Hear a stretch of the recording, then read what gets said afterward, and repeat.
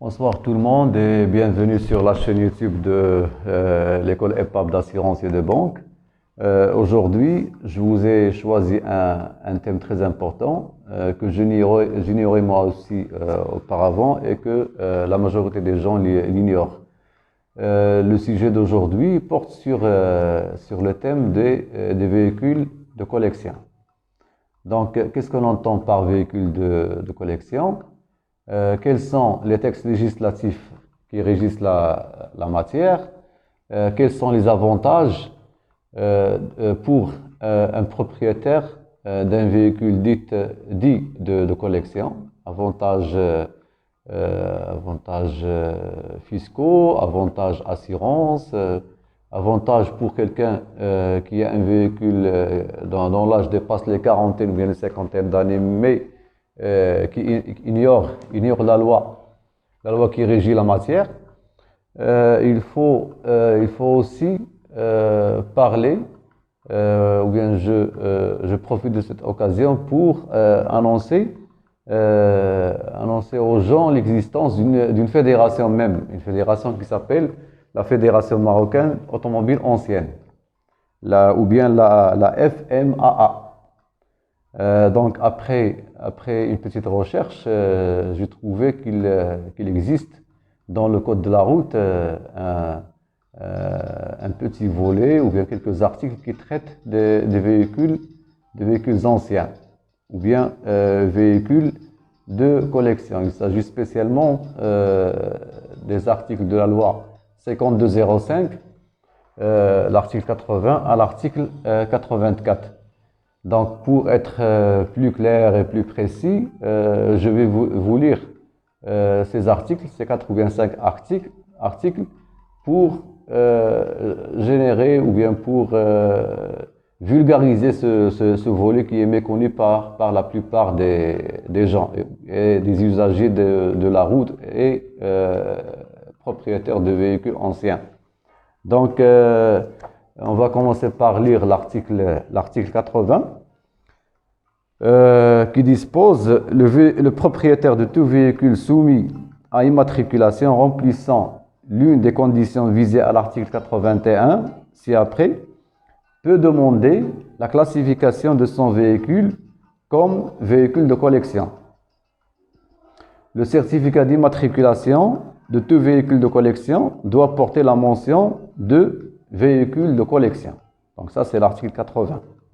Donc il y a possibilité de demander la classification des véhicules comme étant un véhicule de collection. Pour l'article 81, il dispose peut être classé comme véhicule de collection 1. Tout véhicule à moteur, quel que soit son âge, remplissant l'une des conditions suivantes. Donc ici, il y a une abstraction de l'âge. Abstraction faite de l'âge. Présenter un caractère historique, ça c'est 1. 2. Appartenir ou avoir appartenu à un personnage de célébrité nationale ou internationale. Donc il y a le choix entre ou bien que ce véhicule doit présenter un caractère historique. Deuxièmement, il doit appartenir ou avoir appartenu à un personnage de célébrité nationale ou internationale. 3. Avoir participé à un événement historique national ou international. Donc ça, c'est pour les véhicules dont l'âge, peu importe l'âge, donc la condition de l'âge n'est pas importante, mais ce qui est important, c'est de présenter ces 3 caractéristiques, ou bien un caractère historique, ou bien avoir appartenu à un personnage de célébrité. Deuxièmement, tous les véhicules à moteur de compétition remplissant l'une des 2 conditions suivantes. Avoir un palmarès sportif international majeur, ou bien être âgé de plus de 5 ans, conçu, construit et utilisé uniquement pour la compétition. Donc ça concerne les véhicules de compétition. Il y a un 3e échantillon de véhicules qui peuvent être classés ou bien classifiés comme étant des véhicules de collection. C'est tout véhicule à moteur âgé de plus de 40 ans, dont la série du modèle est épuisée suite à la cessation de la production de son modèle et dont aucun réseau commercial n'assure plus la maintenance. Il y a une autre catégorie, tout véhicule âgé de plus de 25 ans, dont l'originalité technique a influencé le développement de l'automobile ou des motocycles, à condition qu'il soit présenté dans un état conforme à celui d'origine et que soit produit un rapport technique justificatif. Donc ça c'est pour les catégories ou bien les véhicules qui peuvent être classifiés comme étant des véhicules de collection. Pour l'article 82, il dispose les véhicules de collection doivent, pour être classés comme tels, être munis des organes moteurs, de suspension et de freinage, de visibilité et d'éclairage et être en état de marche justifié par un certificat de contrôle technique. Les véhicules à l'état d'épave ne peuvent être classés comme véhicules de collection. Et ça, c'est sûr. Donc, passons à l'article 83 qui dispose les véhicules de collection ne doivent pas quitter la zone de leur immatriculation et les zones limitrophes. Toutefois, ils sont soumis à une déclaration préalable à l'administration pour circuler en dehors de la dite zone afin de participer aux manifestations ou aux courses de compétition auxquelles ils sont appelés à participer. Donc il y a un périmètre qu'il ne faut pas dépasser. Si jamais il y a besoin de faire un déplacement en dehors du périmètre autorisé, le propriétaire doit solliciter une autorisation express des autorités. Donc, le dernier article, c'est l'article 84 de la loi 5205 qui dispose les véhicules de collection sont soumis à des conditions d'homologation et d'immatriculation particulières fixées par l'administration. Lorsque ces véhicules circulent sur la voie publique, ils sont soumis au contrôle technique périodique dans les conditions fixées par l'administration et à l'assurance automobile obligatoire. Donc pour moi, ce qui m'intéresse le plus, c'est le volet assurance. Est-ce que les véhicules de collection payent la même prime que les autres véhicules ou bien est-ce qu'il y a un avantage déterminé? Donc, après une petite recherche, j'ai trouvé qu'il y a effectivement un avantage ou bien une réduction dédiée à ces voitures, aux propriétaires de ces voitures, de ces véhicules. La réduction est énorme, il peut aller jusqu'à 50% du tarif normal. Donc, pour, à titre d'exemple, un véhicule jusqu'à 6 chevaux diesel, un véhicule jusqu'à 6 chevaux diesel paye à titre de l'assurance RC obligatoire une prime qui varie entre 2200 2300 dirhams jusqu'à 2400 dirhams maximum. Pour ces véhicules, la prime est seulement à hauteur de 1100 dirhams. Donc, il faut le retenir, 1100 dirhams seulement. Ce qui fait une réduction d'à peu près 50% du tarif normal, par rapport au tarif normal. Pour les véhicules qui dépassent les 6 chevaux diesel, la prime est à hauteur de 2200 dirhams seulement.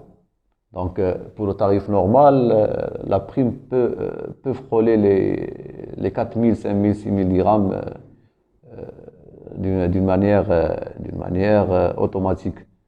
Maintenant, toujours sur le volet assurance, la chose qui m'a surprise, c'est le fait pour que les intermédiaires, les compagnies, pas toutes les compagnies sont autorisées à le faire.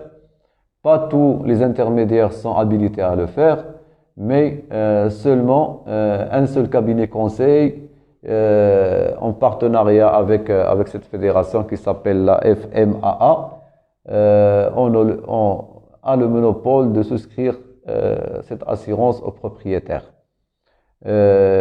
et ça, je vois qu'il s'agit ici d'une règle opposée à la règle normale de la libre concurrence. Pourquoi autoriser un seul assureur dans tout le territoire marocain à souscrire ses assurances et ne pas donner ce droit à tout le monde?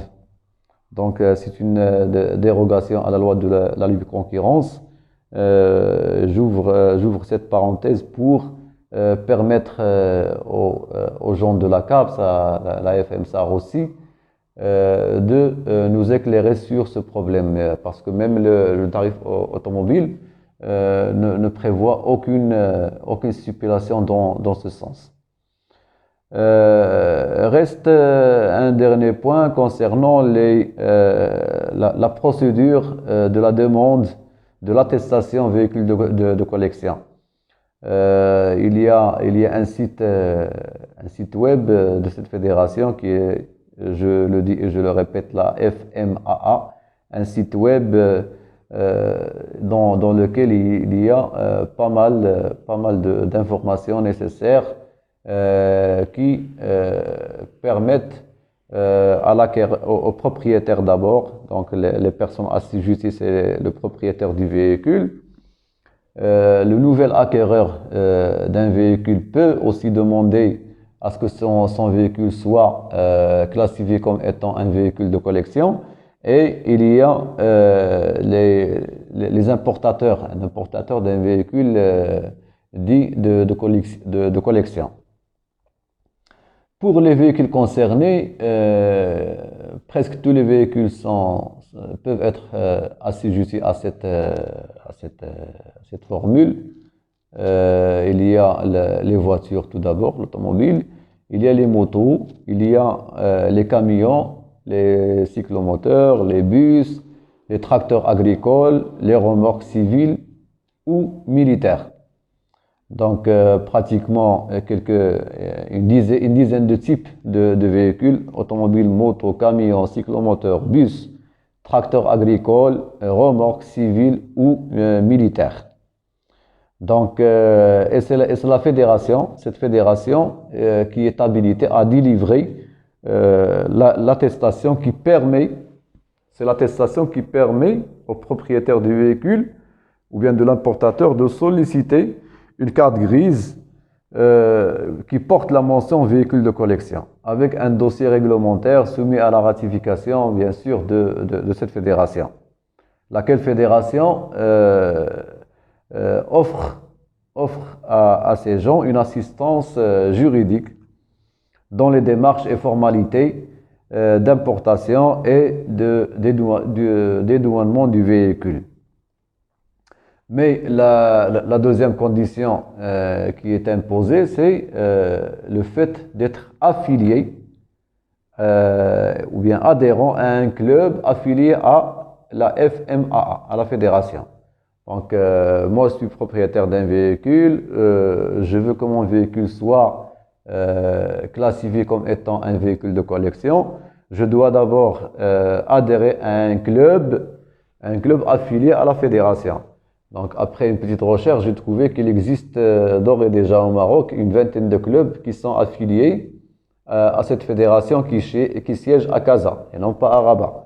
Donc, pour ceux qui veulent connaître le siège, il existe à Retro Park, rue Abdouahid El-Marrakchi, Ain Sba, quartier Oukacha, Casablanca. Donc, pour le site, je peux citer même le site de cette fédération qui est le http:/voiture.epoque.ma. Donc je le répète, http:/voiture.epoque.ma. Donc pour les clubs, il existe à peu près partout au Maroc, dans la ville de Tanger, Casa, Rabat, Fès, Oujda, Marrakech, Mohammedia, El Jalida, etc., etc. Donc il existe à peu près une vingtaine de clubs. Donc voilà, on a fait un petit peu le tour d'horizon de ce volet des véhicules de collection. J'espère que